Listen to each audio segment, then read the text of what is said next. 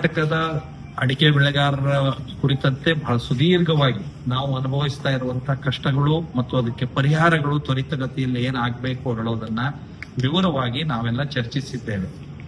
ಸುಮಾರು 1 ಗಂಟೆಗಳ ಕಾಲ ಈ ಸಭೆ ನಡೆದಿದೆ. ಈ ಸಭೆಯ ವಿಶೇಷತೆ ಅಂದ್ರೆ 3 ಜನ ಸಚಿವರು ಕರ್ನಾಟಕದವರು ಮತ್ತು ಶಿವರಾಜ್ ಸಿಂಗ್ ಚೌಹಾಣ್ ಅವರ ಜೊತೆಯಲ್ಲಿ ಸಂಸದರು, ಕರ್ನಾಟಕದ ಅಡಿಕೆ ಬೆಳೆಗಾರ ಪ್ರದೇಶದ ಎಲ್ಲಾ ಸಂಸದರು ನಾವು ಭಾಗಿಯಾಗಿದ್ದು ಒಂದು ವಿಶೇಷವಾದಂತಹ ಸಂದರ್ಭ. ಮತ್ತು ಹಿರಿಯ ಅಧಿಕಾರಿಗಳು ಎಲ್ಲರೂ ಇದ್ದು ಅದಕ್ಕೆ ಸಂಬಂಧಪಡುವಂತ ವಿವಿಧ ಸಂಸ್ಥೆಗಳ ಪ್ರಮುಖರುಗಳು ಎಲ್ಲರೂ ಭಾಗವಹಿಸಿದ್ರು.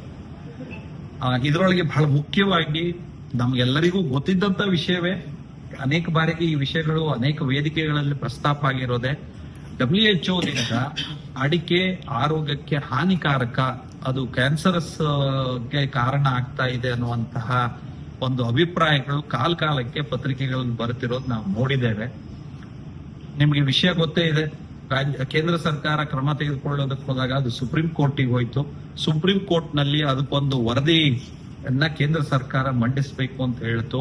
ಅದರ ಹಿನ್ನೆಲೆಯಲ್ಲಿ ಶಿವರಾಜ್ ಸಿಂಗ್ ಚೌಹಾಣ್ ಅವರು ಈಗಾಗಲೇ ಸುಮಾರು 10 ಕೋಟಿ ಹಣವನ್ನ ಬಿಡುಗಡೆ ಮಾಡಿ ಅಡಿಕೆಯ ಗುಣಲಕ್ಷಣಗಳೆಲ್ಲ ವಿಶೇಷತೆಗಳ ಬಗ್ಗೆ ಒಂದು ಅಧ್ಯಯನ ಮಾಡೋದಕ್ಕೆ ಅದಕ್ಕೆ ಸೂಚಿಸಿದ್ದಾರೆ. ಆ ಅಧ್ಯಯನ ವರದಿಯನ್ನ ತ್ವರಿತವಾಗಿ ಕೊಡಿಸಬೇಕು ಅನ್ನುವಂಥದ್ದು ನಮ್ಮ ಆಗ್ರಹ ಇತ್ತು. ಅದರಂತೆ ಅವರು ಅಧಿಕಾರಿಗಳಿಗೆ ಸೂಚಿಸಿದ್ದಾರೆ.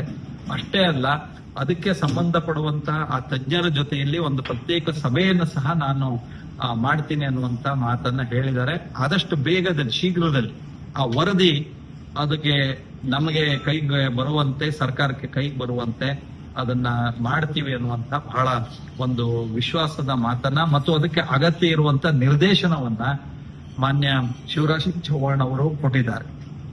ಸ್ಟ್ಯಾಂಡರ್ಡ್ ಅಡಿಕೆ ಇರಬೇಕು ಅಂತ ಹೇಳ್ತಾರೆ. ಅಡಿಕೆ ನಮ್ಗೆ ಎಲ್ಲರಿಗೂ ಗೊತ್ತಿದ್ದಂತೆ ಅಲ್ಲಿಯ ಮಣ್ಣಿನ ಭೂಗುಣಕ್ಕೆ ಅನುಗುಣವಾದಂತ ರೀತಿಯಲ್ಲಿ ಅದು ಬೆಳೆಯುತ್ತೆ.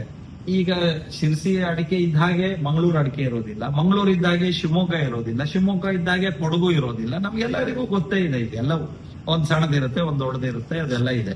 ಆದ್ರೆ ಇವರು ಸೈಜ್ ಇಷ್ಟೇ ಇರಬೇಕು ಅಂತ ಹೇಳ್ತಾರೆ. ಅದರಿಂದ ಉತ್ತರ ಕನ್ನಡ ಜಿಲ್ಲೆಯಂತಹ ಅಡಿಕೆ ಬೆಳೆಗಾರರಿಗೆ ಸೈಜ್ ದೊಡ್ಡದಿರೋದ್ರಿಂದ ರೇಟ್ ನಲ್ಲಿ ವ್ಯತ್ಯಾಸಗಳು ಬರ್ತಾ ಇದೆ. ಹಾಗಾಗಿ ಅದಕ್ಕೇನು ಅಡಿಕೆ ಅಂದ್ರೆ ಅಡಿಕೆಯಪ್ಪ, ಅದಕ್ಕೆ ಈ BIS ನಾರ್ಮ್ಸ್ ಅಪ್ಲೈ ಆಗಬಾರದು ಅಂತ ನಾವು ಹೇಳಿದೀವಿ. ಅದರದ್ದು ಒಂದು ರಿಕ್ವೆಸ್ಟ್ ಅನ್ನ ಪ್ರಹ್ಲಾದ್ ಜೋಶಿ ಅವರಿಗೆ, ಕೇಂದ್ರ ಸಚಿವರಿಗೆ ಈ ಇಲಾಖೆ ಬರೋದ್ರಿಂದ ಅವರಿಗೆ ಕೃಷಿ ಇಲಾಖೆಯಿಂದ ಕಳಿಸೋದಕ್ಕೆ ಪ್ರಹ್ಲಾದ್ ಜೋಶಿ ಅವರು ಇವತ್ತು ಸಭೆಯಲ್ಲಿ ಸೂಚಿಸಿದ್ದಾರೆ. ಅದು ಬಂದ ತಕ್ಷಣ ಅದನ್ನು ಸಹ ಸರಿಪಡಿಸ್ತೀವಿ ಅನ್ನುವಂತ ಮಾತನ್ನ ಅವ್ರು ಹೇಳಿದ್ದಾರೆ. ಇನ್ನೊಂದು, ನಿರ್ಮಲಾ ಸೀತಾರಾಮನ್ ಅವರ ಭೇಟಿಯ ವಿಷಯದಲ್ಲಿ ಬಹಳ ವಿಶೇಷವಾಗಿ ಅಡಿಕೆಗೆ ಮಲ್ಟಿಪಲ್ ಟ್ಯಾಕ್ಸಸ್ ಎಲ್ಲ ಇದೆ. ಉದಾಹರಣೆಗೆ ಉತ್ತರ ಪ್ರದೇಶದಲ್ಲಿ ಮಂಡಿ ಟ್ಯಾಕ್ಸ್ ಅಂತ 1.5% ಇದೆ. ಈಗ ಅದು ಎಕ್ಸ್ಟ್ರಾ ಟ್ಯಾಕ್ಸ್ ಆಗತ್ತೆ. ಈ ಕೋಆಪರೇಟಿವ್ ಕ್ಷೇತ್ರದಲ್ಲಿ ಯಾರು ಅಡಿಕೆ ವ್ಯಾಪಾರ ಮಾಡ್ತಾರೋ ಅವರು ಈ ಪ್ರೈವೇಟ್ ದವ್ರ ಜೊತೆ ಕಾಂಪೀಟ್ ಮಾಡದೇ ಇರುವಂತಹ ಸ್ಥಿತಿ ಬರುತ್ತೆ. ಯಾಕಂದ್ರೆ ಇವ್ರು ಮಂಡಿ ಟ್ಯಾಕ್ಸ್ ತುಂಬಲೇಬೇಕಾಗುತ್ತೆ ಕೋಆಪರೇಟಿವ್.